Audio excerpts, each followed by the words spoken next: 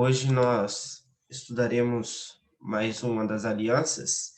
Os 2 últimos domingos nós vimos uma expansão do que era a aliança da promessa.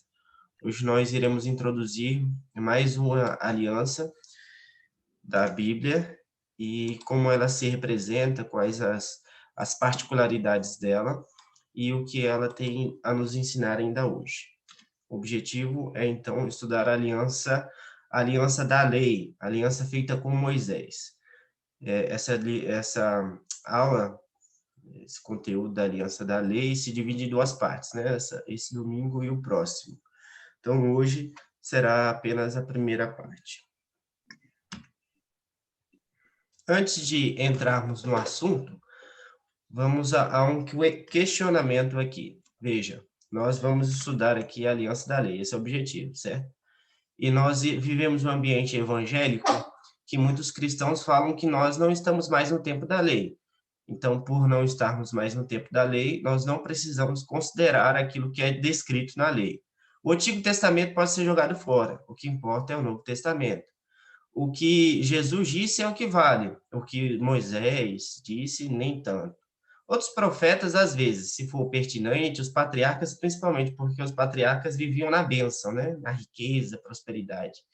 Mas o que Moisés disse, não, essa parte aí a gente não quer. O decálogo, não, jamais. É o que culturalmente a gente percebe.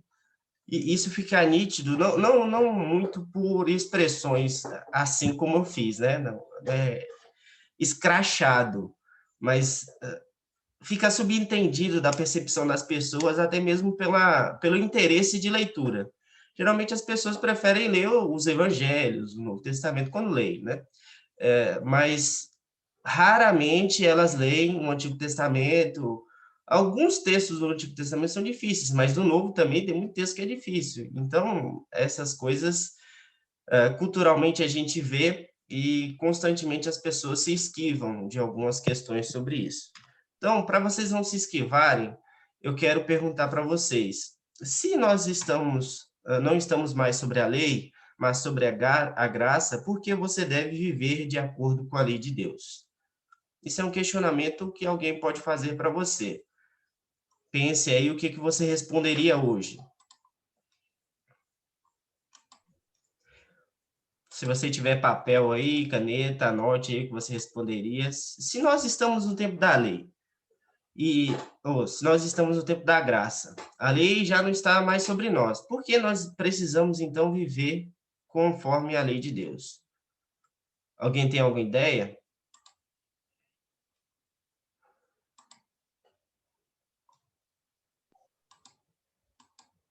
Gente, pode participar, não fica com vergonha não, tá? O negócio é falar, fala o que está na sua cabeça. Ô, Túlio, eu acho que a lei não anula a graça. Ok. Sim, por quê? Aí agora eu passo para o pastor Wender. Ok. Pode falar, gente. Mas já é um bom caminho já. Ou então a graça não anula a lei, né, Ana, também? Também seria. Porque a graça quer dizer, porque nós recebemos a graça de Deus, nós respondemos com obediência, né? Com gratidão pelo que a gente não poderia ter recebido por nós mesmos. E aí a resposta correta é a obediência, né? Então é o cumprimento da lei, mas confiando que o cumprimento verdadeiro, o cumprimento completo só em Cristo, né? Uhum. Eu posso falar também? Não sei, assim, R$10 para falar, não pode. A lei, nós temos que cumprir primeiro porque foi um mandato de Deus, uma ordem, a gente tem que cumprir. E também ela expressa o caráter de Deus, né? Quando essas leis morais, a gente cumprindo, a gente vai expressar o caráter de Deus na nossa vida. Ok, joia. Então, numa aplicação prática disso aqui. Por exemplo, quando você vê alguém se esquivando de aplicar disciplina e dizendo, nós vivemos no período da graça e não da lei. Isso é estranho, porque uma coisa não anula a outra, mas é o que costumeiramente nós vivemos, as pessoas sempre falando. Nós não vamos fazer determinada coisa porque nós agora estamos no tempo da graça. Nós não precisamos aplicar disciplina ou qualquer coisa que pareça mais dura. As pessoas sempre respondem dessa forma. Não, que isso? A gente está no tempo da graça. Quando nós conversamos sobre a aliança da preservação, nós debatemos um pouco sobre isso, a questão da pena de morte. As pessoas falam, não, nós vivemos hoje no tempo da graça. Na lei de Moisés é que tinha pena de morte, agora não, a gente tem que absolver as pessoas quando cometem determinados crimes. Mas isso não é verdade, a lei ainda está em vigor, boa parte dela, os 10 mandamentos ainda estão de pé. E tudo isso é verdadeiro para nós. Nós vamos entrar em outros assuntos depois, principalmente na próxima aula, que vão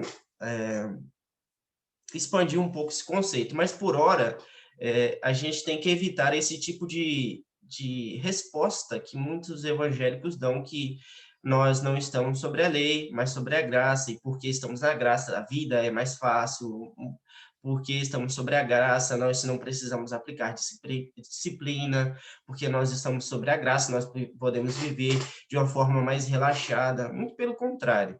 Nós devemos ter muito mais temor, porque a nossa responsabilidade é muito maior. A determinada altura da aula, vamos falar um pouco disso. Ok? Então, por isso, ainda é extremamente importante estudarmos a aliança da lei, a aliança feita com Moisés. Dentro de todas as alianças que são prescritas e que são destacadas pelo nosso estudo, a aliança de Moisés é aquela que tem mais material e mais adequação ao próprio termo aliança. Nessa aliança, todas as estipulações, exigências são traçadas, o rito todo de colocar o povo em conformidade com a vontade de Deus, a própria formalidade da inauguração da aliança, todas essas coisas são muito mais claras e evidentes, porque os textos bíblicos mostram com mais riqueza de detalhes essa aliança do que qualquer outra aliança da Bíblia.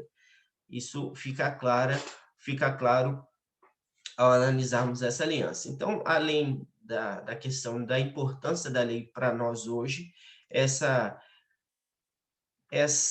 abrangência de material sobre o assunto de Moisés e a aliança da lei serem maiores do que os outros, isso tudo salta aos olhos e nos dá interesse por estudar esse material, ok?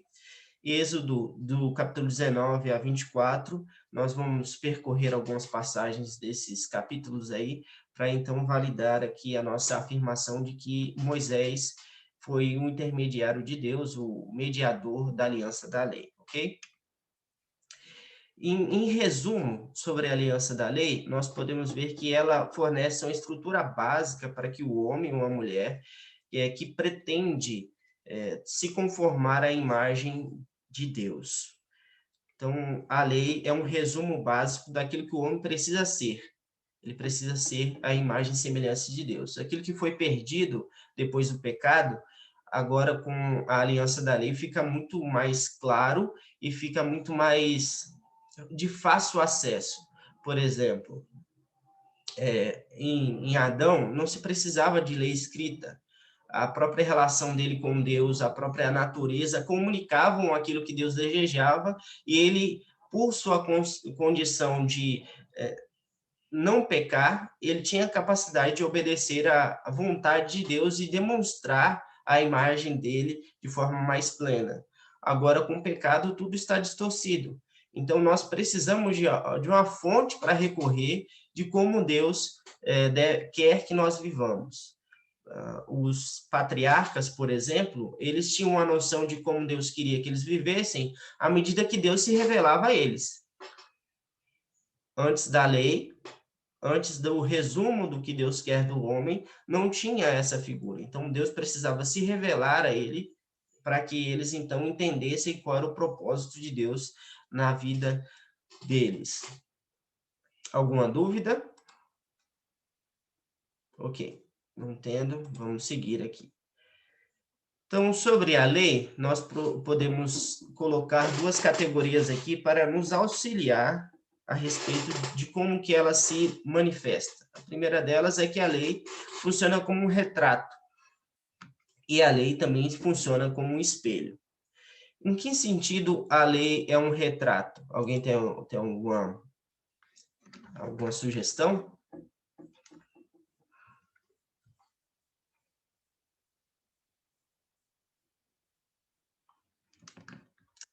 Porque a lei funciona como um retrato.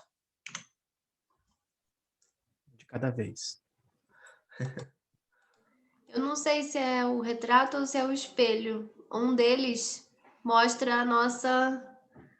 faz o diagnóstico, né, do nosso pecado, mostra a nossa condição miserável de não conseguir cumprir o que deveria.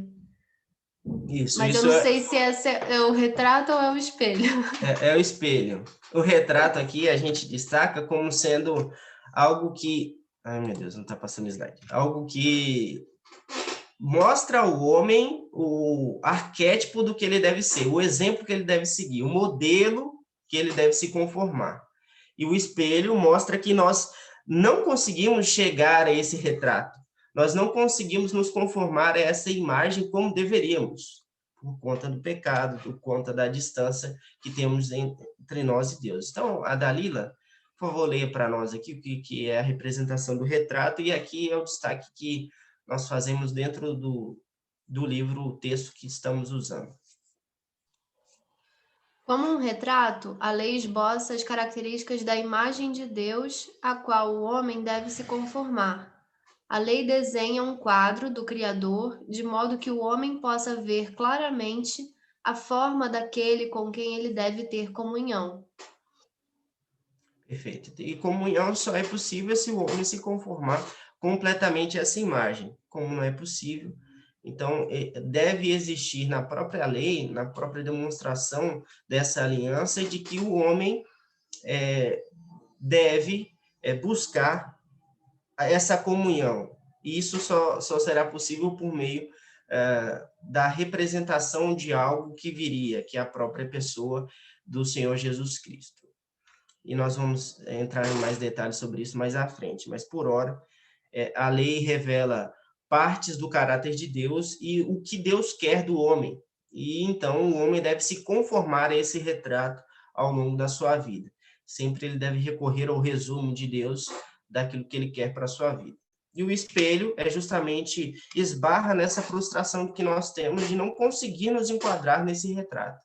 A lei capacita-nos a ver a nós mesmos como realmente somos e a compararmos com a forma a qual devemos nos conformar. Nós olhamos para a lei e vemos, não conseguimos, Deus. Nós não entramos nessa conformidade e por isso estamos distantes de Ti.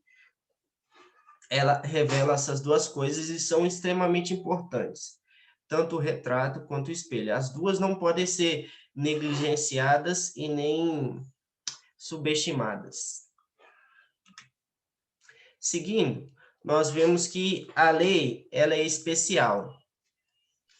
Por ela ser especial, ela não quer dizer que ela formalizou uma forma nova de salvação. Eu não sei se você já teve esse diálogo com alguém, mas muitas pessoas acreditam que no Antigo Testamento a lei era a forma de salvação. Alguém já ouviu isso? Levanta a mão aí. No Antigo Testamento essa era a forma de salvação? Mais alguém aí? Olha só. Aí alguém fala isso, aí pega o texto lá de Gálatas, capítulo 3, verso 12, aí pega a primeira parte do texto e fala assim, a lei não procede da fé. Aí agora já foi. Agora a gente é salvo pela fé. No Antigo Testamento era pela lei, então. Porque a lei não procede de fé. Não é o mesmo modo. Agora nós somos salvos pela fé. Aí esse texto aqui de Gálatas 3 fala da superioridade da relação que Deus tinha com Abraão e, de algum sentido, como a lei obscurecia o entendimento das pessoas. Aí as pessoas usam esse texto para dizer, então, a lei era a forma que as pessoas tinham para a salvação em Moisés. Antes era bom também, com Abraão, mas agora com a lei de Moisés ficou ruim de novo. Aí Deus precisa resolver essa nova forma de salvação que é ineficiente. Com Abraão era. Aí depois com a lei de Moisés passou a não ser. Aí depois com o evangelho voltou a ser, porque era fé também. Então, as pessoas fazem esses recortes. Alguém que levantou a mão sobre isso, quer comentar a sua experiência? O que você pensa sobre essa afirmação aqui? Ó? A lei não procede da fé. Como que a gente consegue trazer a verdade de que a lei é importante, ela é especial, e que a lei não... Não, se eu falar assim, já vai dar resposta. A lei Ele ainda era está vinculada à fé, né? Não, a não são salvação. coisas. Como que os antigos, então, eram salvos? Se a lei não procede de fé. Como que as pessoas do tempo de Moisés eram salvas? Túlio, Sim, elas eram salvas pela fé no Messias que viria, porque até os fariseus criam na lei, né?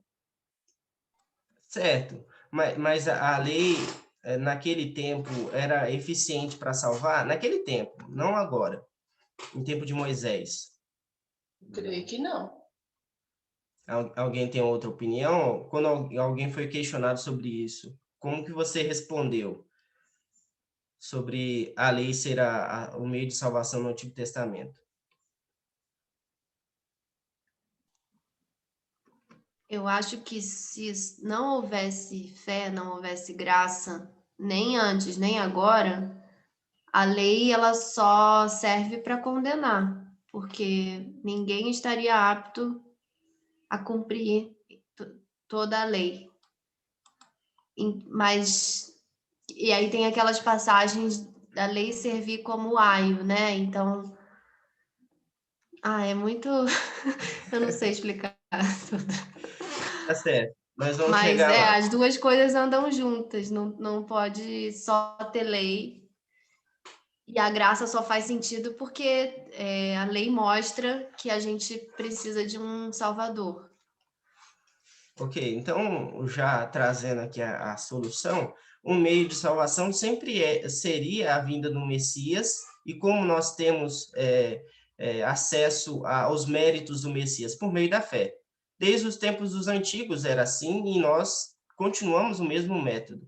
O método de salvação não mudou. As administrações das alianças podem ter mudado, a forma externa pode ter mudado, mas toda a aliança que Deus tem com o propósito de redimir o povo, sempre teve em primazia a fé como um instrumento pelo qual nós somos salvos. A lei, ela mostra como nós devemos ser e, consequentemente, mostra a nossa incapacidade. Mas, ainda assim, ela não era um meio de salvação. Era um meio do homem se aproximar mais de Deus.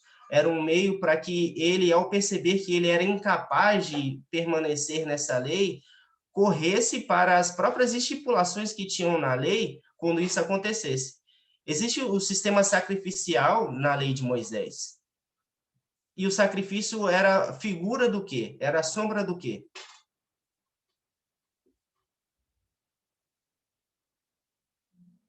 Os sacrifícios do Antigo Testamento. Cristo que viria. Perfeito. Do sacrifício derradeiro, do sacrifício eficaz, que consumaria a necessidade da própria expiação que Deus condicionou a si próprio a ter o que fazer. Lembra que nós vimos na aliança com Abraão sobre isso. Somente Deus passou entre as partes. Deus assumiu as responsabilidades de ambos as pessoas que entraram naquela aliança. Se Abraão não entrasse naquela aliança, se não cumprisse as estipulações daquela aliança, quem pagaria as consequências? Deus. E Abraão seria beneficiado da própria obediência que Deus tinha naquela aliança. Somente Deus passou entre as partes dos animais.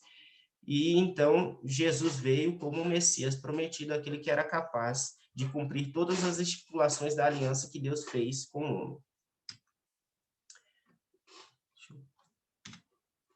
Travou aqui um momento.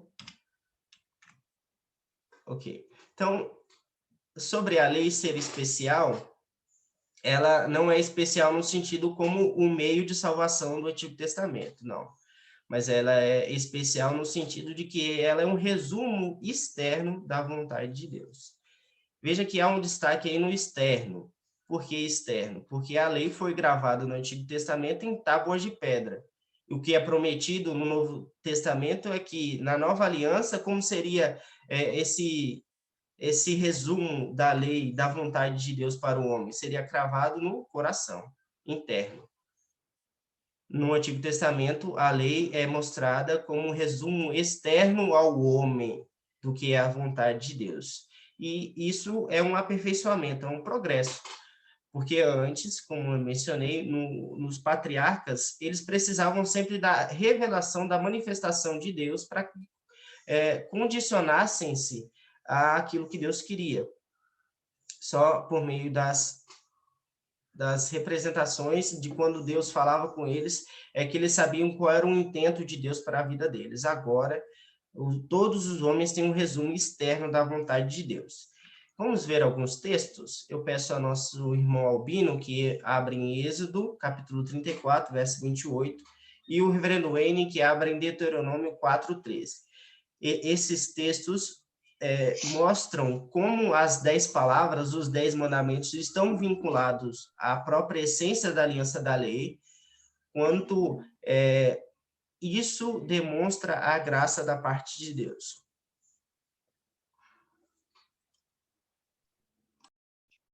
Só um minutinho, por favor. Ok. Chega desse.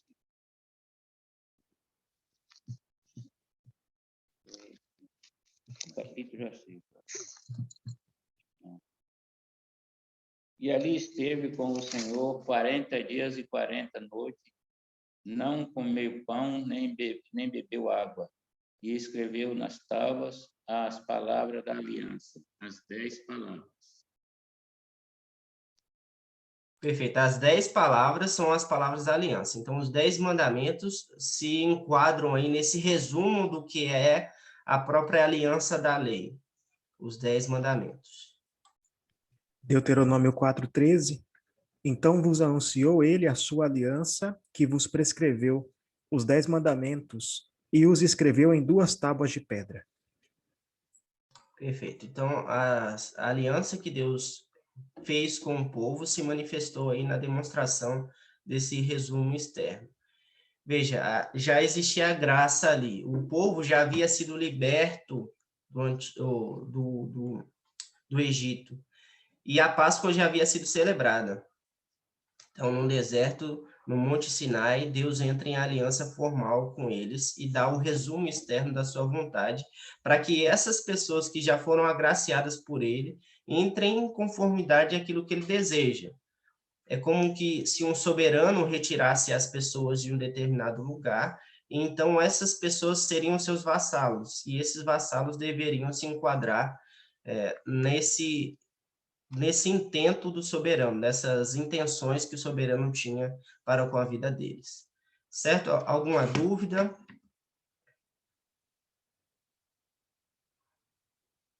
Ok, mas é bom que você guarde essa informação, que a lei serve como um resumo externo da vontade de Deus. Se alguns outros momentos aí serão importantes, nas próximas aulas também, e dentro daquilo que nós estamos trazendo, também é importante. A lei é um resumo externo da vontade de Deus. Na nova aliança, teremos um resumo interno. Nós teremos a vontade de Deus cravada nos corações. Não mais em pedra, mas em carne viva. Diga. Túlio, eu queria fazer uma participação que eu estava pensando como a gente entender a lei e a graça de uma forma simples, né? Porque a Bíblia ela é complexa e difícil, mas de uma forma simples. Seria a gente pensar assim, só existe lei porque existe erro.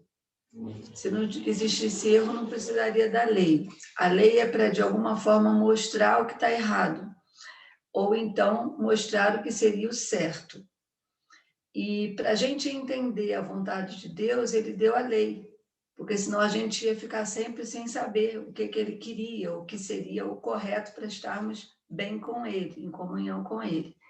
Então, ele deu a lei para ser uma referência da vontade dele. Mas a graça é o que sempre acompanhou a história do homem desde Adão, porque nós não temos condição de cumprir a lei, nós não temos condição de agradar a Deus. Então, a graça sempre veio para fazer a parte de Deus por nós em relação a esse relacionamento com Ele.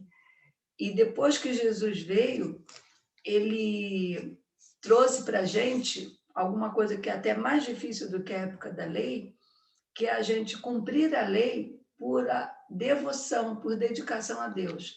Não para a gente conseguir nada através disso, porque nunca vai ser perfeito. Nenhum dos mandamentos a gente consegue cumprir corretamente. Então, Jesus cumpriu por nós e nós, em gratidão a Ele, queremos atender à lei. Então, não é mais atender à lei para conseguir alguma coisa, é em dedicação a Deus. Então, a gente vai fazer sempre para Ele, para agradar a Ele. Ok, mais à frente a gente vai tratar um pouco sobre isso, vai ficar mais claro. Mas, por hora, essa distinção que a irmã fez é realmente eficiente. Nós precisamos ter sempre em mente que a graça sempre esteve relacionada com todas as tratativas que Deus teve com os homens, mesmo antes da queda. Nós vamos ver sobre isso também. Então, as representações ou as argumentações de alguns grupos de que a lei era um meio de salvação do Antigo Testamento não tem base. Elas têm algumas confusões.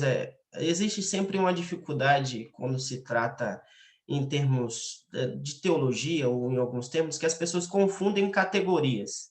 E nessa confusão de categorias, de definições, elas acabam misturando uma coisa com a outra. Sempre um meio de salvação foi a fé, no Antigo Testamento, no Novo Testamento.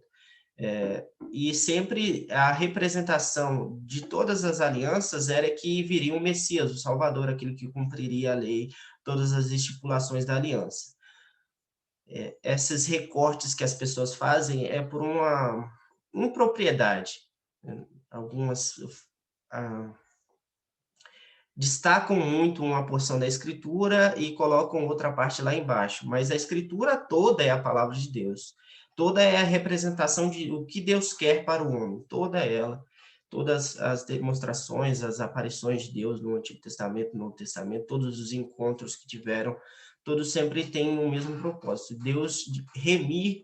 de Deus remir um povo que caiu em pecado, Deus se relacionar com a sua criação, enfim.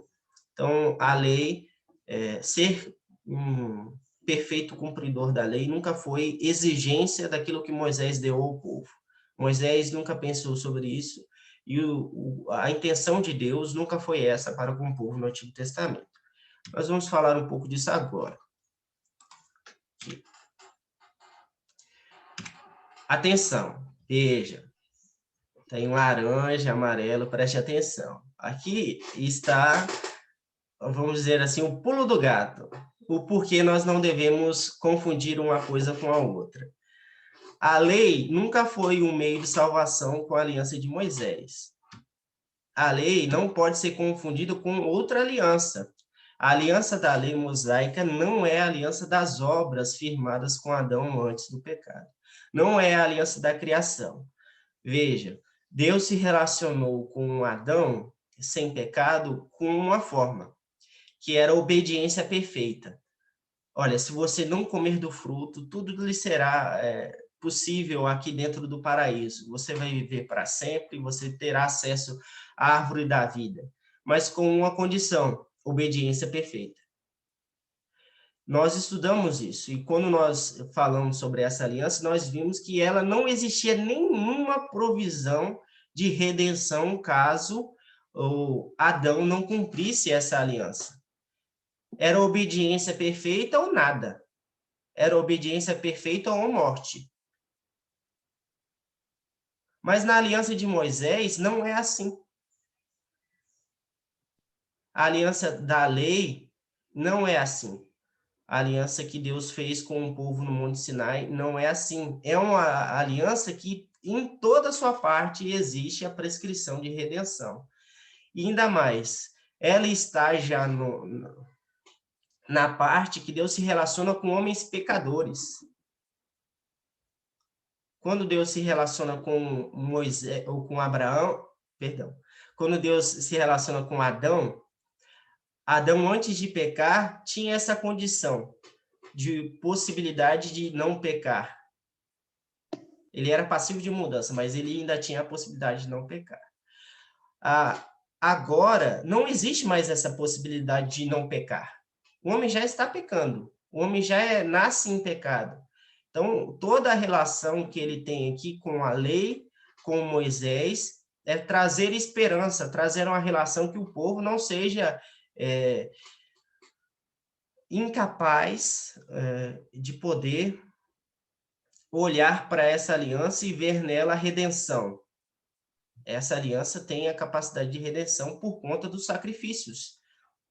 Como eu mencionei, os sacrifícios eram os meios pelos quais, quando o povo se achava em pecado, se achegava novamente a Deus. E esses sacrifícios eram figuras daquilo que Cristo faria.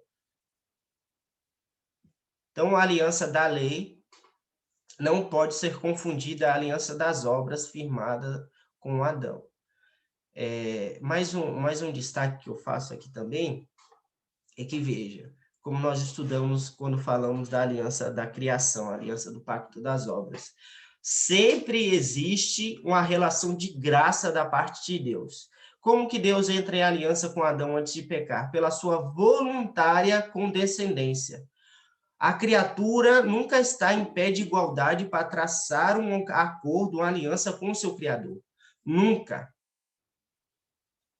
Ainda mais agora a criatura que está em pecado. Era impossível que esses homens fossem salvos pela lei. Não era essa a intenção da lei. A salvação que Deus quis para o seu povo sempre foi essa. Vocês vão ter uma relação comigo. Vocês vão estar próximos de mim. Vocês serão o meu povo. Mas eu vou providenciar o Cordeiro. Eu vou providenciar o meio pelo qual vocês serão salvos. Toda a criação foi feita para glorificar a Cristo Jesus. Não foi feita para glorificar Adão, como nós vimos sobre isso. Jesus Cristo é o padrão de homem perfeito, não Adão. Na aliança da lei, nós vemos isso. Cristo cumpriu todas as exigências da lei mosaica, todas, nem um iu, nem um iude, nada foi deixado de lado. Nada foi deixado para trás. Ele cumpriu toda a lei perfeitamente e deu-nos as suas bênçãos, aquilo que ele conquistou. As suas obras foram, os seus benefícios, as suas bênçãos foram doados a nós, todos os seus salvos, a relação de intimidade com ele. Ok? Alguma dúvida? Algum apontamento? Quando nós falávamos da aliança do Pacto das Obras, eu destaquei isso, que esse pacto ainda está em vigência. A obediência perfeita ainda é exigida não pela lei de Moisés, mas pelo pacto de obras. Ou estamos em Adão, ou estamos em Cristo. Ou estamos no homem que falhou, ou estamos no homem que é perfeito. Esses são os cabeças representativos. Romanos 5 está aí para que nós olhemos e contemplamos a beleza do Salvador, a beleza do homem perfeito que é Jesus Cristo, ok? Então, a aliança da lei não é a aliança da obra, não é exigida a obediência perfeita. Na própria lei de Moisés, existem prescrições que dão ao homem esperança de purificação, ok? E outra argumentação que nós vemos é que a lei de Moisés é inferior no sentido de que a lei de Moisés ela é condicional e a aliança com Abraão ela era incondicional. Sempre Deus seria o Deus do povo com Abraão, e em Moisés as pessoas dizem que nem sempre, é só se você obedecer à lei de forma perfeita. Como nós vimos, isso já é estranho. A lei de Moisés não é a lei do pacto de obras, é uma aliança que dá ao homem condições de ter comunhão com Deus, mas também dá a ele esperança quando não consegue fazer isso. Então, a lei não anula a promessa.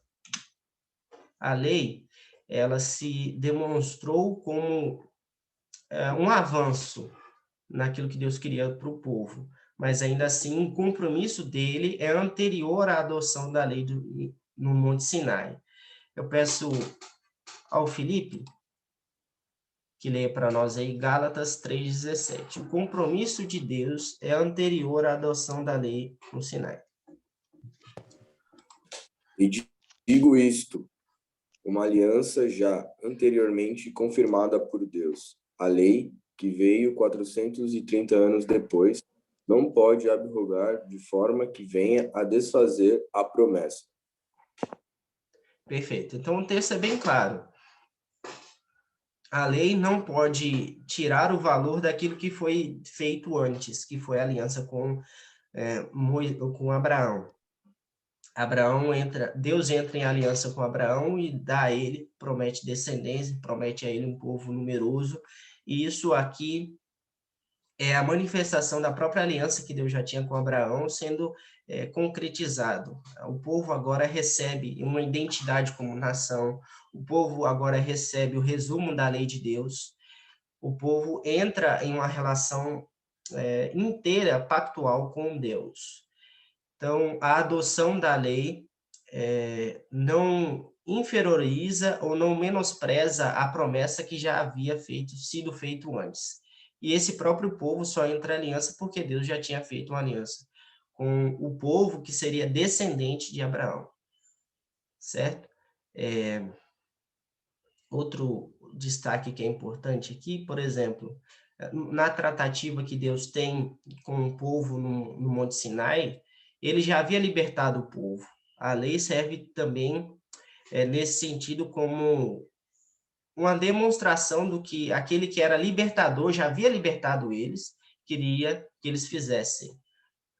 Não a anulação da promessa que foi feita, mas sim uma conformidade do povo para que eles se adequem àquilo que Deus quer. Ok? Alguma dúvida? Ô, Túlio, Sim. a lei que ele fez com Moisés foi entregar os 10 mandamentos, né? Sim. E daí é essa lei que ficou valendo até o final do Antigo Testamento? É essa aliança que ficou valendo até o final do Antigo Testamento? Veja, as palavras da aliança são vinculadas aos 10 mandamentos, ok? Na própria chamada de Deus com o povo, ele faz algumas demonstrações que abrangem esse conceito. Os 10 mandamentos, ao longo do livro de Êxodo, ao longo do livro de Deuteronômio, são expandidos. E aqui nós temos uma representação, nós vamos falar um pouco disso mais à frente, e o Paulo vai falar mais ainda disso na aula dele.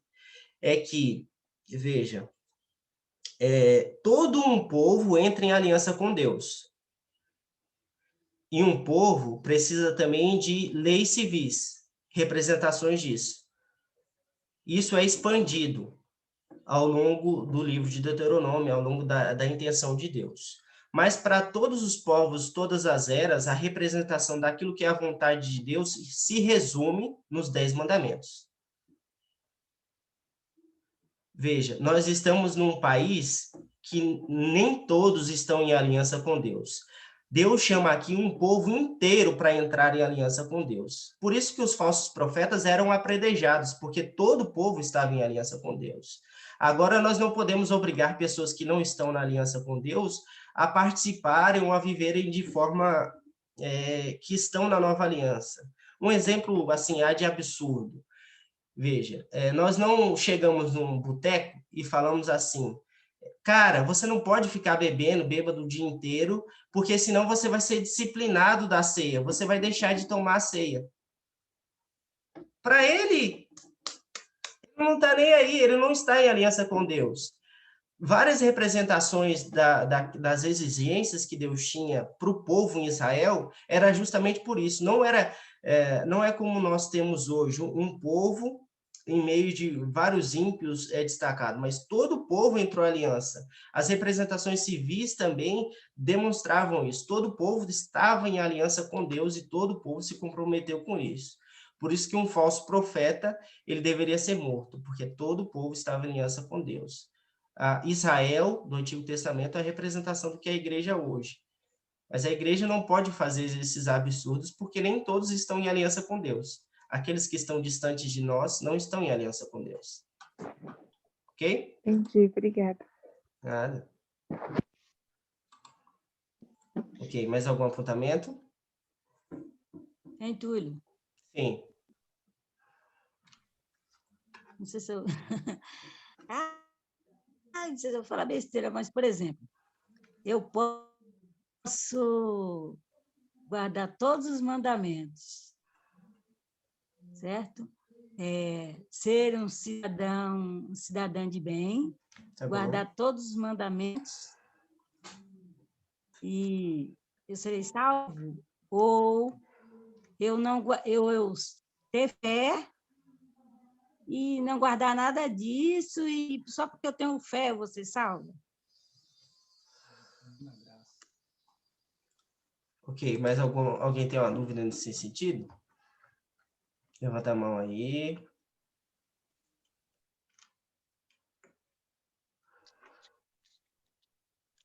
Ok, ninguém mais. Veja, toda a manifestação de Deus ao longo da história é para que um povo seja redimido. E nesse caminhar, Deus entrou em aliança com o homem, certo? E o homem que entra em aliança com Deus é um homem pecador. Ele nunca conseguirá cumprir toda a lei, ser um bom cidadão de forma perfeita. É impossível. Nós nascemos em pecado. O pecado corrompeu toda a vontade humana. Todo homem está morto em seus delitos e pecados. É isso que Paulo fala aos Efésios no capítulo 2. Por todos os homens estarem mortos em seus delitos e pecados, eles só podem ser chamados novamente à vida caso Deus o chame da sepultura. Lembrei da imagem de Lázaro. Deus chama Lázaro da tumba e ele vem para fora. Somente assim o homem é capacitado a obedecer à vontade de Deus, o resumo externo da vontade de Deus. Fora isso, o homem nunca conseguirá cumprir nada da lei de Deus, nenhuma parte, certo? E além disso, mesmo que o homem seja chamado da sepultura, ele ainda tem resquícios da maldade em seu coração. Então, ele não vai conseguir, mesmo o homem regenerado, ele é incapacitado por sua condição caída de obedecer toda a lei. Nós, crentes, não conseguimos cumprir sempre os 10 mandamentos. Então, como nós devemos nos relacionar? Assim como os antigos com a aliança de Moisés. Olhamos o resumo externo do que Deus quer para nós, os 10 mandamentos. Vemos que nós não conseguimos cumprir. Recorremos, então, ao sacrifício. Eles tinham um sacrifício que era a sombra, que era a morte dos bodes, dos bezerros. Isso expiaria o pecado deles e apontaria para aquilo que era pleno. Nós, hoje, quando pecamos, devemos correr ao sacrifício, mas é o sacrifício que não é sombra, é a coisa de fato, que é o próprio Senhor Jesus Cristo, aquele que nos expia de todo pecado. E somente pela morte dele, pela a condição de purificação em nosso lugar, é que nós, então, temos capacidade de nos acharmos como cumpridores da lei. Nós não cumprimos por nossas forças, mas Cristo cumpre como o homem perfeito. Ficou claro? Ou não era nesse sentido que era a dúvida? Túlio, posso acrescentar Por favor. uma observação? É que a gente pensando na fé, a Olivia ela citou dois extremos, né? Uma pessoa que o pastor até já brincou em alguns sermões sobre isso. Quer ir para o céu sem precisar de Cristo? Então, cumpra toda a lei. Só que a gente sabe que isso é impossível. Então, isso seria um extremo, alguém que fosse capaz de cumprir tudo. O outro extremo que a Olivia supôs seria alguém que tenha fé, mas não cumpre, nem se preocupa em fazer o que está ao seu alcance, né? Não tem preocupação de tentar. Só que isso também é impossível, porque a fé, ela não é só acreditar na existência de Deus. A fé é confiar a sua vida e confiar que o sacrifício de Cristo cobriu os seus pecados e substituiu, né? Foi feita a expiação, enfim. Então é muito mais profundo. E aí, quando você tem realmente essa fé, não é só acreditar, Deus existe, Jesus veio, não é uma coisa só conceitual, né? É uma coisa que mexe com a sua vida por inteiro. Aí a resposta natural vai ser você querer agradar a Deus e ser como Ele e obedecer, enfim, cumprir a lei. Então, por isso que a fé ela não tem como ser dissociada, né? A fé e a obediência, elas andam junto.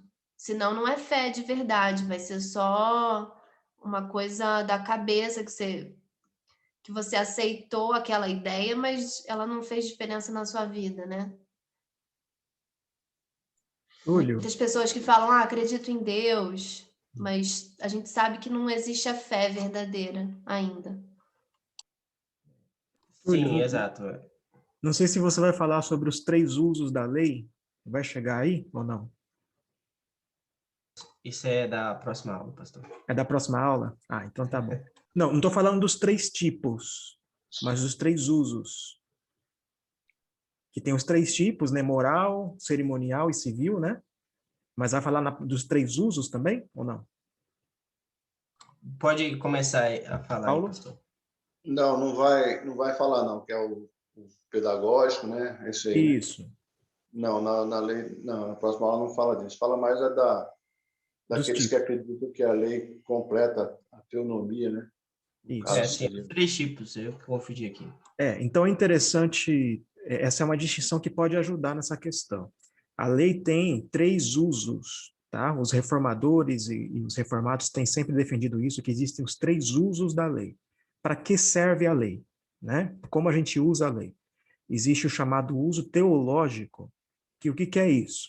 É quando você olha para a lei, você vê que você é incapaz de cumpri-la e você entende que precisa de um salvador, de um redentor, de alguém que cubra com seu sangue, de expiação, para que a ira de Deus seja desviada.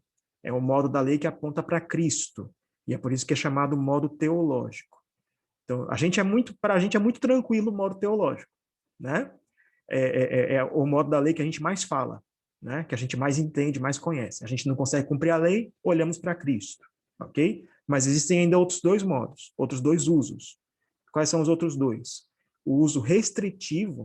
O que é o uso restritivo? É a lei servindo para restringir o mal, colocando medo no coração daqueles que não servem a Deus. Então, você tem aquele indivíduo que não serve a Deus, mas ele só não comete assassinato porque sabe que pode ir preso. Né? Então, esse é um uso da lei, ok? Aquele que sabe que não vai roubar porque sabe que pode ser preso por isso, que pode levar sanções por isso. Então, esse é o chamado uso restritivo, né? E existe também o uso didático ou pedagógico. Qual que é o uso didático? Né? O que é isso? É que depois que você creu em Cristo, depois que você foi salvo, liberto da culpa do pecado, por gratidão, você olha para a lei como um modo de servir a Deus, como a vontade, a instrução de Deus para a sua vida. Agora que eu sou de Deus, como é que eu sirvo? Eu sirvo cumprindo a lei. Mas esse cumprir da lei não é para ser salvo, mas é como consequência da salvação. E é essa distinção que tem que ficar muito clara. Para ser salvo, basta a fé. A fé é o único instrumento, né, que Deus usa para a gente receber a salvação. Só a fé. Agora, como consequência da salvação, depois que você é salvo, você quer viver para Deus e você então olha para a lei como modo de viver para Deus.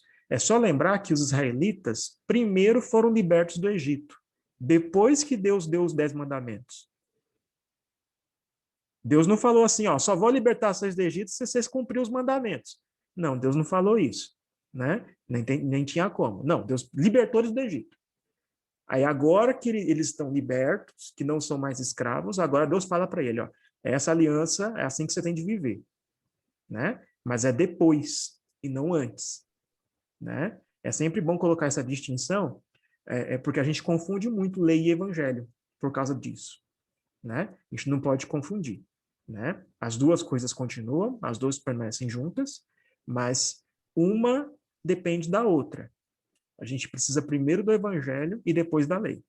E a lei também aponta para o evangelho, mas são duas coisas diferentes. Ok? Ficou claro? Né? Eu acho que Romanos fala muito sobre isso, né? Sim. Não, Romanos fala sobre tudo, né?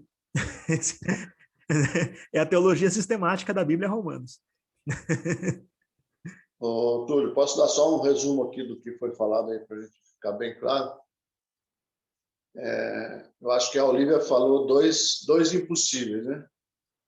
O primeiro é o homem caído, né? O homem pecador, cumprir toda a lei. Isso é impossível, né? A própria palavra diz que, como você disse também, Adão tinha essa condição, né, de seguir a sua natureza, que não era uma natureza pecadora. Então, ele poderia agir contrário à sua natureza, ele poderia pecar. O homem pecador não consegue agir contrário à sua natureza, né? Ele não tem o livre-arbítrio, ele não consegue deixar de pecar se ele quiser. Isso é um impossível. O outro impossível é aquele que está enxertado, né? O ramo enxertado na videira verdadeira, ele não produzir frutos, né? Então, é natural esses frutos, como o Tiago fala, né? Você consegue identificar aquele que é salvo através dos frutos, né? Então, são dois impossíveis. O pecador agir conforme a lei, 100%, e aquele que é salvo, não quer dizer que ele não continue ainda cometendo pecado, mas ele não demonstrar os frutos da sua salvação, né? Ok, só para encerrar aí, na resposta que eu dei, os irmãos conseguiram aí, acredito que responder a dúvida, né, o apontamento da irmã, sobre o outro extremo, né, eu só falei de um.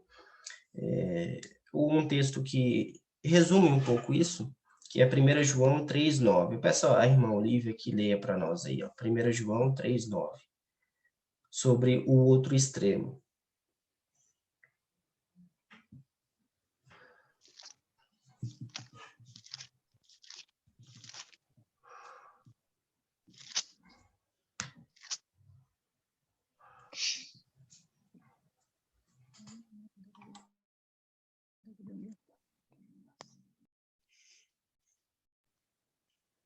Três, 9? Isso, 1 João 3,9. Então, eles perguntam. Não, podemos. 1 João. Tá. Pertinho de Apocalipse. Todo aquele que é nascido de Deus não vive na prática de pecados, pois o que permanece nele é a divina semente. Isso, divina semente. Esse não pode viver pecando, porque é nascido de Deus. Perfeito. Então, o que é nascido de Deus, naturalmente, vai buscar aquilo que lhe é próximo. E o povo aqui, em Moisés, também precisava fazer a mesma coisa. Certo? Mais alguma dúvida, algum esclarecimento? Ok, então vamos caminhar aqui. nós ainda estamos falando sobre que a lei não anula a promessa. Nós vamos falar um pouco mais disso, mais específico, mas por hora vamos traçando aqui uma forma mais abrangente. A aliança da lei não é autônoma, ou seja, ela não é independente. Todas as alianças, elas têm uma relação com tudo aquilo que vem antes e tudo aquilo que vem depois. Ela não é um isolado. É como se fosse um fluxograma, assim, é o que está escrito, ó. A aliança, aí dessas alianças saem as outras todas, a aliança de Moisés, a aliança de Davi, a aliança com Abraão, todas elas estão ligadas a esse maior, que é a aliança de Deus, o propósito de Deus em redimir um povo. Traçaram aliança com eles. Todas as alianças, elas têm uma relação entre todas as que estão antes e todas as que estão depois. Ela não é autônoma, ela não é independente. Vamos abrir algumas referências aí. Eu peço a nossa irmã Ana, que abre em Romanos 4, 1 e 2. A nossa irmã Paula, Hebreus 11, 23 a 21.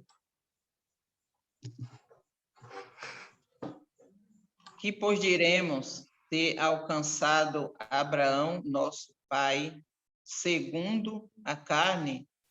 Porque se Abraão foi justificado por obra, tem de que se gloriar, porém, não diante de Deus.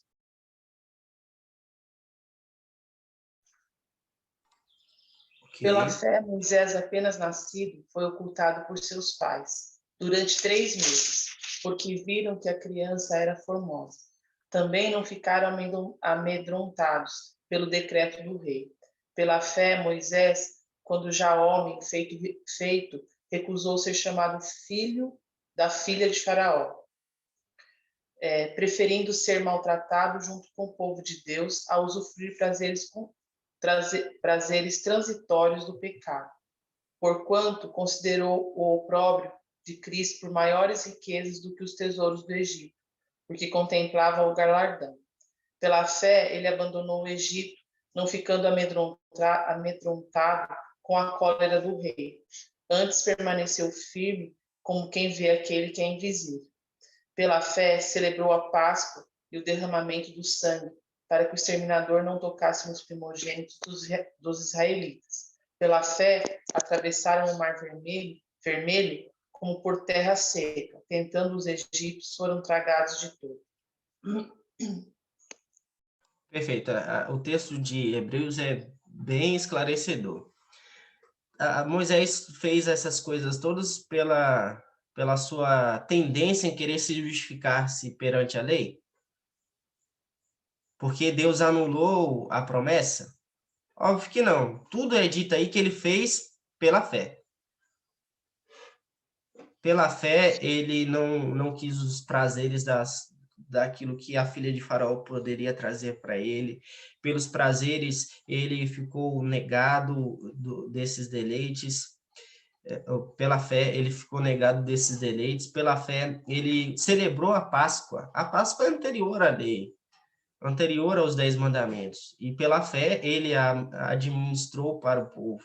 Deus teve uma relação com o povo, mesmo antes da lei. Então, a lei não pode anular a promessa. A promessa é de uma relação com o povo. A promessa é de posteridade, a promessa é de descendência, a promessa é de relação íntima com Deus. E tudo isso ainda se manteve em pé. Não, uma coisa não anula a outra, porque todas estão juntas. É um único propósito, é um único desejo da parte de Deus, que é ter um povo, e esse povo ter relação com ele. Ok? Alguma dúvida? Então,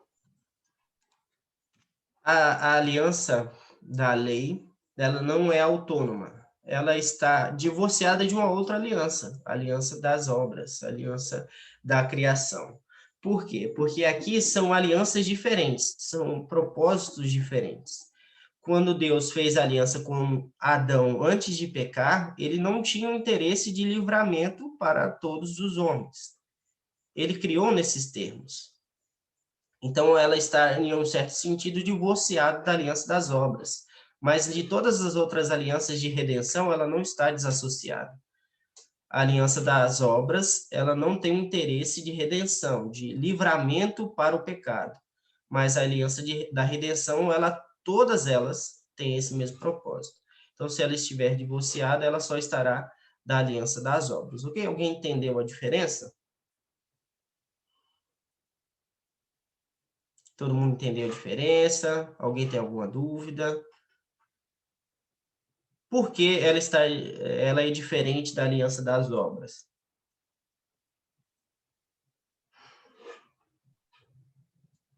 Ó, já defini, viu? A aliança da lei de Moisés é diferente da aliança das obras, que foi feito lá com Adão. Por que ela é diferente?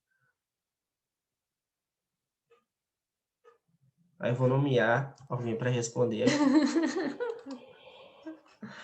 Wellington, por favor, Wellington. Por que ela é diferente? Você está meio calado hoje aí, tal. Eu tendo a ficar calado quando o assunto é muito complexo.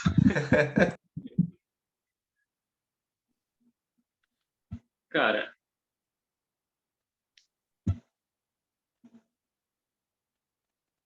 eu estou tentando dizer que a aliança das obras tem mais a dizer sobre a criação do que ao modo de vivência. Mas eu acho que eu estou errado na minha resposta.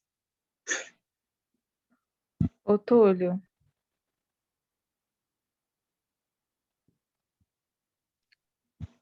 Túlio? Aí eu falei e estava mudo, perdão. Sim, pode dizer. Eu acho, não tenho certeza, que é porque lá na aliança das obras, Deus disse que se eles comessem do fruto, eles morreriam, né? É por causa disso? Isso. E o que na aliança da redenção todas as outras têm? É Deus que passa no meio, né? É isso. Exato. Eu sou meio confusa porque eu vim da Assembleia.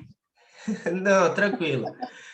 É exatamente essa distinção. Na aliança com Adão, não existe nenhuma provisão de livramento. E todas as outras alianças que Deus faz com Adão, a aliança de redenção, a aliança do começo, que foi tratado, a aliança com Noé, a aliança da preservação, a aliança com Abraão, todas elas são alianças de redenção. O homem já está caído. Essa é a diferença.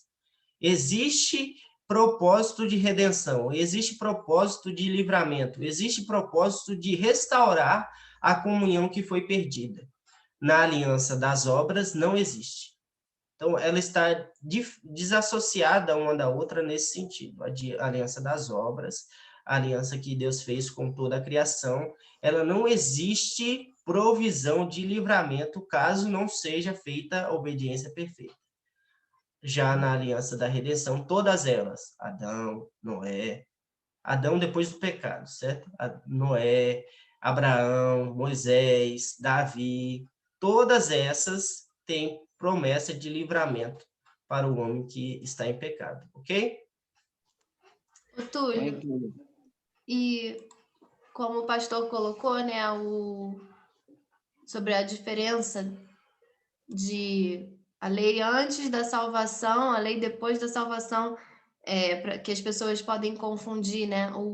Na aliança das obras com Adão, a obediência era uma condição, era se cumprir, acontece isso, se não cumprir, acontece aquilo. Então, era uma condição para as consequências. Nas outras alianças, a obediência ela não é uma condição, ela é a consequência, né? Então, a gente já sabe que não consegue cumprir e Deus não condiciona a salvação a isso. Basta que a gente tenha fé e a obediência não é mais um pré-requisito, né? Ok, exato. Mais algum apontamento, alguma dúvida? Ok. Ô, Túlio, só para deixar bem claro, né? A aliança das obras, ela não é uma aliança de redenção, ela é uma aliança de livramento. Ela não é uma aliança de redenção, ela é uma aliança de livramento. Ela não é uma aliança de redenção, ela é uma aliança de livramento. essa exigência, né, essa condição exigida lá para Adão, ela foi cumprida, né? Foi cumprida pelo segundo Adão, né? Então, aquela lei da obra, que era uma condicional, né? Ela foi cumprida. Então, o segundo Adão cumpriu, né? O homem cumpriu, e por isso que ele sendo oferecido, né, como sacrifício, é o inocente pelos pecadores, né? Então, essas alianças posteriores, elas são incondicionais, né? Porque você tem a fé naquele que cumpriu toda a lei, né? Então, ele satisfez a justiça de Deus ali, cumprindo todas as exigências da lei, né? Então, essa condição hoje é somente é como Paulo diz, né? O amor de Deus me constrange, né? Então, eu que fui salvo pela fé em Cristo Jesus, que mesmo sendo inocente, pagou toda a minha dívida, né? Minha dívida de culpa diante de Deus. Eu busco obedecer a lei moral, né? A única forma que eu tenho de mostrar a minha gratidão a Deus, né? E por satisfação, né? Aquele que é redimido, ele tem satisfação em cumprir a lei de Deus, não por uma obrigação de cumprir a lei de Deus. Ok, então, exato. Vamos seguir aqui. Vamos ao próximo tópico. Aqui eu vou passar mais rápido, porque é um tópico também da próxima lição, que só para esclarecimento e a gente especificar mais algumas coisas. A lei, ela serve como um aperfeiçoamento. Em que sentido? Todas as alianças que Deus fez com os homens, elas sempre revelam um pouco mais do que ele quer, demonstram um pouco mais e se aproximam mais da aliança perfeita que é feita com Jesus Cristo. Por exemplo, a aliança de Adão e a administração que é feita, ela revela um pouco daquilo que Deus tem interesse, a aliança da redenção, né? Depois, da aliança com Noé, revela um pouco mais. Lá temos o magistrado civil, nós temos as restrições da maldade do homem, Deus promete preservar. Na sequência, já temos uma parte do proto-evangelho ali, dizendo que em Abraão todas as nações do mundo seriam abençoadas, todos os povos seriam benditos, e sempre vai caminhando nesse sentido. Todas as que vêm antes, elas revelam um pouco menos daquilo que Deus tem interesse com o povo. Ela é menos nesse sentido do que as que vêm na frente, na sequência. Então, a aliança da lei, ela é inferior em algum sentido de revelar aquilo que Deus deseja com a aliança de Davi e com a aliança de Cristo. Mas ela, em relação às que são anteriores, ela simboliza um aperfeiçoamento, ok? Então, a aliança da lei, ela constitui Israel numa identidade nacional. Veja, é necessário agora que existam exigências que não só uma família. Deus, antes, só se relacionava com famílias. Lembra aí? Noé, Abraão. Deus se relacionou com famílias. Agora, além de relacionar-se com famílias, ele se relaciona com um povo muito, muito grande. Muitas pessoas estão aqui. Várias famílias estão nessa relação. Então, o povo precisa de uma identidade nacional. Segundo, a aliança mosaica excedeu em termos de alcance a revelação da vontade de Deus. Como eu pincelei antes, a aliança com Moisés, ela demonstra um resumo externo do que é a vontade de Deus. Os homens, eles eram, antes, condicionados sempre à necessidade de Deus revelar o que ele quer naquele determinado momento e como eles devem agir naquele determinado momento. Mas agora, eles têm um resumo externo no qual eles sempre podem recorrer para que alcancem aquilo que Deus deseja, certo? Então, ele atingiu um alcance maior na revelação. O terceiro ponto é que a aliança representa um avanço para humilhar os homens e as mulheres. Nós também já pincelamos algo nesse sentido, de que Deus, com interesse na aliança, na aliança da lei, a lei, ela é como um espelho. E nesse espelho, ela revela que nós não somos capazes de cumprir a aliança. E nesse não cumprimento, nós devemos recorrer às estipulações de redenção, de livramento, dos sacrifícios e tudo mais. Então, humilha o homem nesse sentido. Olha, eu sou incapaz de me enquadrar no retrato. Eu sou incapaz de obedecer todas as exigências da lei. Então, por isso, a lei ela é um avanço no sentido de que agora os homens são completamente conscientes da sua incapacidade. No final, eu trago o quarto ponto, que a aliança fornece um quadro mais completo da santidade esperada do povo de Deus. Abra sua Bíblia em Gálatas 3, 23 a 26. Felipe, por favor, lê para nós.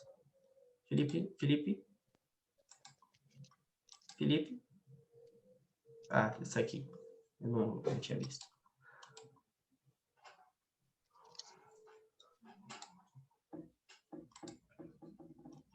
Gálatas 3, 23 a 26.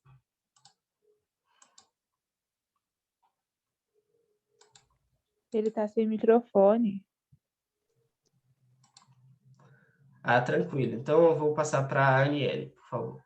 Gálatas 3, 23 a 26. Só um segundinho.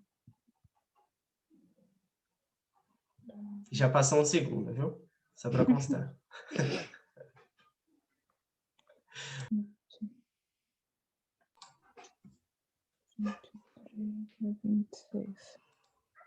Mas, antes que viesse a fé, estávamos sob a tutela da lei, e nela encerrados, para essa fé que de futuro havia de revelar-se, de maneira que a lei nos serviu de aio para nos conduzir a Cristo, a fim de que fôssemos justificados pela fé.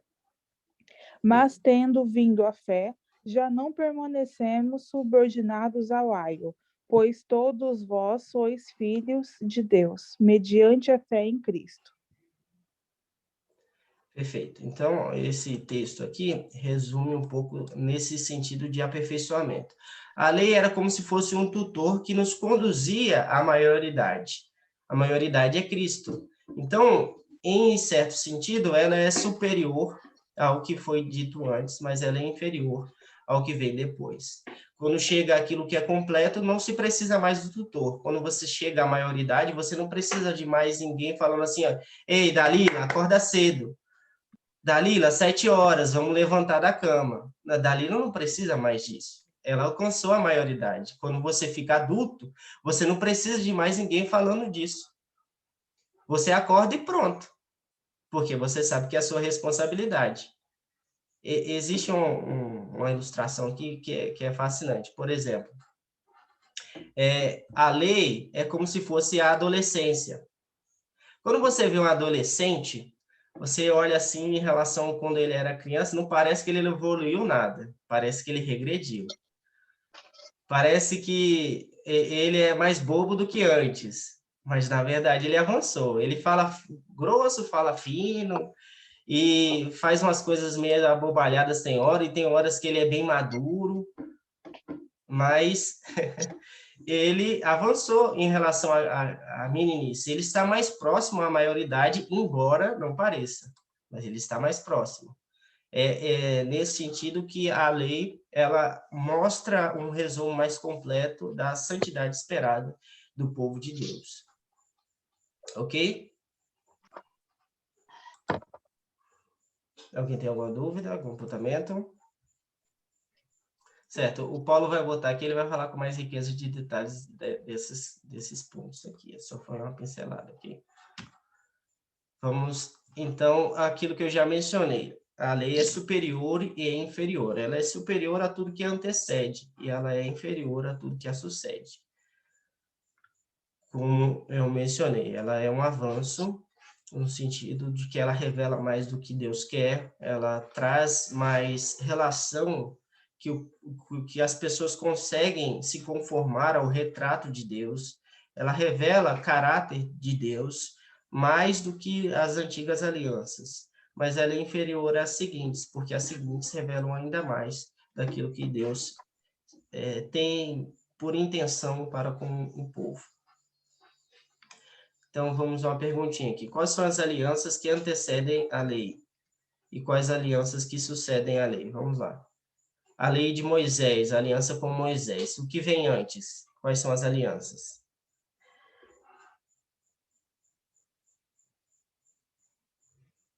Das obras.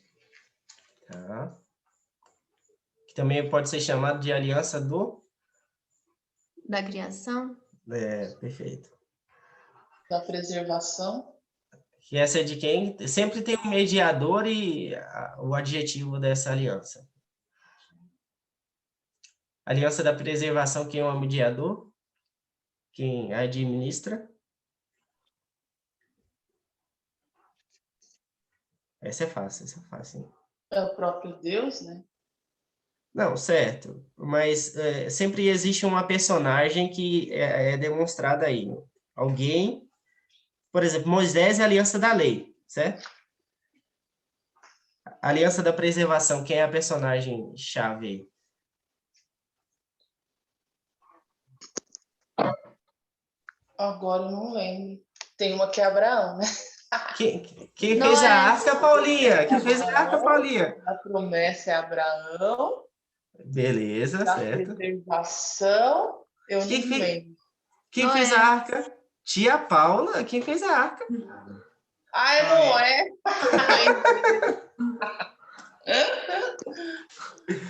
Ok, perfeito. O Valdir falaria, é ou não é? Certo, então essas são as que vêm antes. E quais as que vêm depois? As que sucedem à lei? A aliança da lei. Eu também acabei de falar. Davi, aliança do? Não sei o nome. A gente vai ver ainda, aliança do reino. E a outra?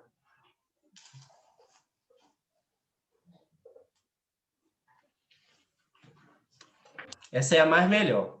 Essa aqui vem no final. Meu gráfico aí, pelo amor de Deus. É a aliança de Cristo, a aliança da consumação. Essa é a nomenclatura que a gente vai usar. A aliança de Cristo, a aliança da consumação é aquela que representa o ápice, né? Aquilo que era figura se transforma na coisa em si. Então, vamos seguir aqui. Ainda precisamos da lei hoje? Lembra lá da nossa pergunta introdutória. Ainda precisamos da lei hoje? Sim ou não? Por que precisamos? Sim. Ele falou, tem que se comprometer agora com o discorrer, viu? Sim já é... Sim é 0,25 da resposta. Sim, a lei como retrato. Ok, legal. Muito bom. A lei mostra como retrata aquilo que nós precisamos ser.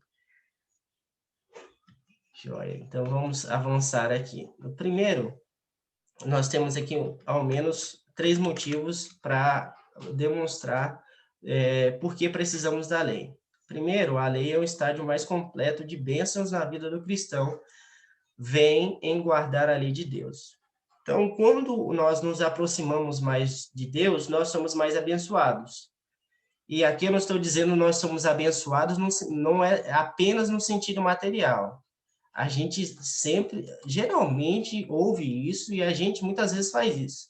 Parece que o fulano que é próspero, que é rico, que tem saúde, é mais abençoado com quem é mais pobre, tem menos saúde, e não necessariamente. Você é abençoado à medida que você se conforma mais com o retrato que Deus tem. À medida que você se aproxima mais da imagem de Cristo, que você se aproxima mais daquilo que é ser um homem perfeito, aí você é mais abençoado. bênçãos, e principalmente na nova aliança, elas sempre estão atreladas a um sentido espiritual, a plenitude. E a lei, na vida do crente, ela se demonstra nesse sentido. Todas as vezes que nós cumprimos mais a lei de Deus, nós somos mais abençoados. Abra a sua Bíblia aí em Mateus 5, 17 e 19. Wellington, por favor, leia para nós.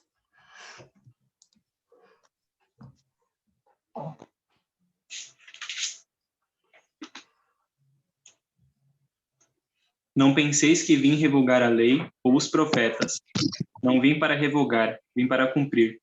Porque em verdade vos digo, até que o céu e a terra passem, nem i ou um fio jamais passará da lei, até que tudo se cumpra. Aquele, pois, que violar um destes mandamentos, posto que dos menores, e assim assinar aos homens, será considerado mínimo no reino dos céus. Aquele, porém, que os observar e ensinar, esse será considerado grande no reino dos céus. Perfeito. Então, isso já nos dá a indicação do próximo ponto, que a punição virá àqueles que violarem a lei de Deus. Nós somos abençoados à medida que nós obedecemos à lei de Deus. Nós não somos punidos por nossos pecados. E aqui, mais uma vez, alerta ao perigo de querer pensar que todo o sofrimento que nós passamos na nossa vida seja uma punição da parte de Deus. Lembre sempre do caso de Jó. Jó era justo diante de Deus e, mesmo assim, ele sofreu. Mas todo o pecado é punido diante de Deus. Deus sempre disciplina o que ama. Então, por que nós precisamos da lei? Por que nós precisamos obedecer à lei? Porque nós não queremos estar sob disciplina do nosso Pai. Nós não queremos estar em restrição de relacionamento com o nosso Pai. O bom filho é aquele que não quer sempre viver apanhando, sendo disciplinado, mas ele entende a vontade do seu pai e, de bom grado, deseja obedecê-lo. Peço aí a nossa irmã Olívia que abra para nós em Hebreus 12, 6.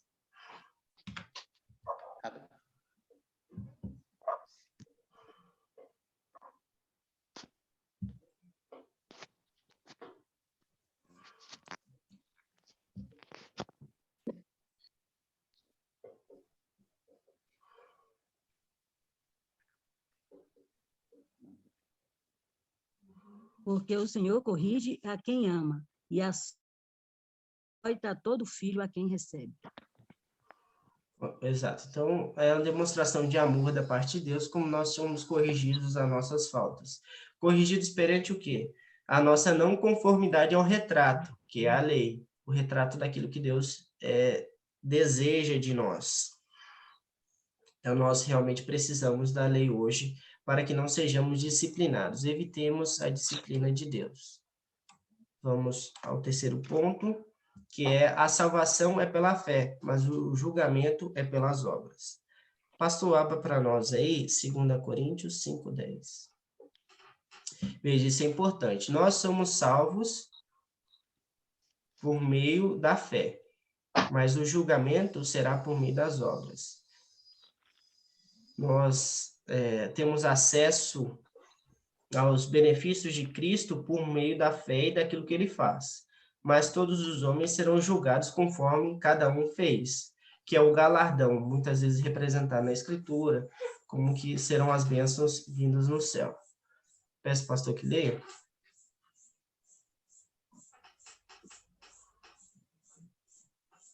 Segunda Coríntios 5:10?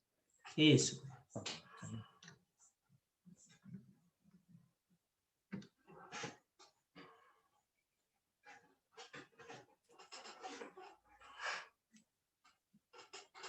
Porque importa que todos nós compareçamos perante o tribunal de Cristo, para que cada um receba segundo o bem ou o mal que tiver feito por meio do corpo.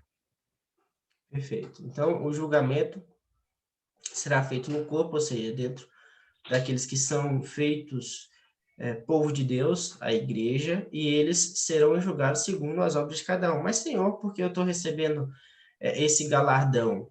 Porque eu estou recebendo essas bênçãos aqui, fulano está recebendo mais. É claro que esse tipo de que questionamento não vai existir porque estaremos glorificados já em Cristo, mas é por conta das obras.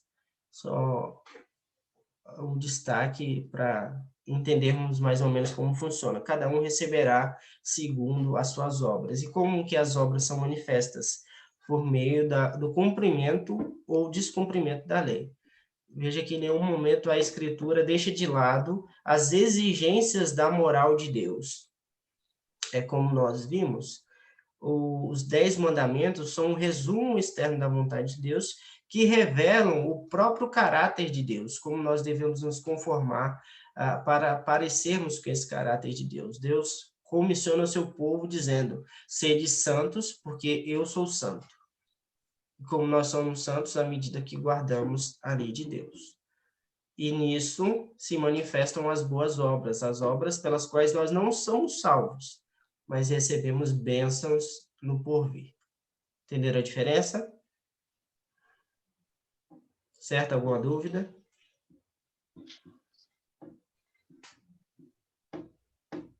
Não tendo, vamos passar então às perguntas.